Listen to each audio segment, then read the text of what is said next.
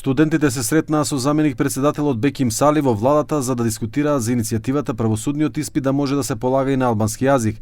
Она што го привлече вниманието е дека не беше објавена ниту една фотографија, ниту беше дадено соопштение за средбата. Мевљана Деми од студентската иницијатива за ТВ21 изјави дека не се согласиле со заменик председателот на владата Беким Сали, бидејќи не се согласуваат со методот со кој владата се обидува да го реши прашањето.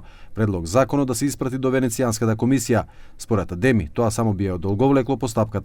Propozimi jonë është që të bazohemi në ligjin për përdorimin e gjuhës, i cili është shumë i qartë, dhe ideja e tyre ishte që të propozojnë harmonizim të ligjit, por kjo neve nuk na pëlqeu shkaku i kohës që do marrë ajo. Ata menduan që propozimin ligjor të dërgojnë një herë tek Komisioni Venecian, duke përfshirë edhe komunitetet tjera të cilat janë të përmendur në preambullën e kushtetutës së vendit tonë. Kjo mendojmë ne që do të zvarrit procedurën e kërkesës sonë. ТВ21 побара став и од владата по ова прашање, но не добивме одговор.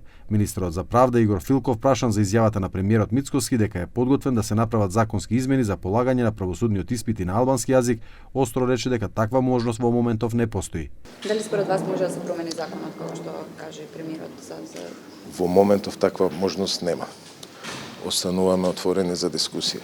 Неколку дена претходно премиерот изјави дека правосудниот испит може да се полага и на албански јазик доколку некој го побара тоа, бидејќи законот е јасен, но потоа ретерираше велејќи дека треба да се направат законски измени и законот да се испрати до Венецијанската комисија.